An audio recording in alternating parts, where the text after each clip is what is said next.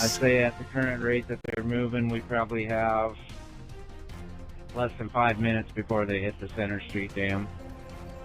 Police and firefighters fought against the current in the Des Moines River last night, trying to rescue 7 capsized boaters before they reached that deadly Center Street Dam.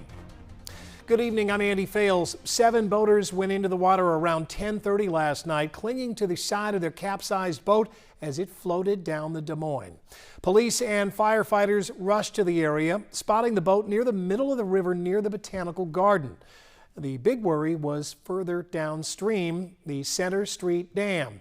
According to the Iowa Whitewater Coalition, the Lowhead Dam is blamed for at least 10 drownings. Police and firefighters managed to drop a rope off the I-235 bridge, giving the boaters something to cling on to until they could be rescued. WHO 13's Zach Fisher joins us now live along the east bank of the river. All 7 boaters were brought to shore, Zach. One actually swam the distance on their own. That's right, Andy, and fire crews having to make multiple trips out there to the 235 bridge to grab those that were still holding onto that rope. Boat's not very big. You can actually see the boat that was capsized yesterday. It's still sitting there on the west side bank. We're going to get to video here from last night as well. Officials telling me that they don't think anyone was wearing a life jacket on the craft. You could see those people holding onto the rope as boats came back and forth, pulling them to shore. Several challenges with this specific rescue, including the fact that it was happening in complete darkness and just how close they were to the bridge. I talked with Captain of Special Operations with Des Moines Fire to talk about the difficulty of these circumstances. There's a ton of factors that come into play with that.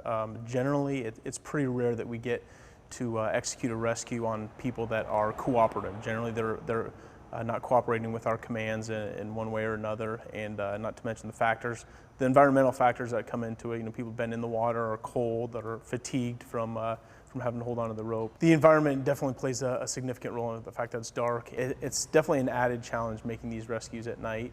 Yeah, we just kind of have to deal with the cards that we're given. And they dealt with them, that's for sure. So there's no word yet from officials on how that boat actually ended up capsizing. The 7 were sitting there on top of it until they were able to grab that rope of the boat floating downstream, or the fact that there was that many people in that size of the boat. You've seen it in the video, you've seen it right behind me. Just another factor playing into that rescue last night, Andy.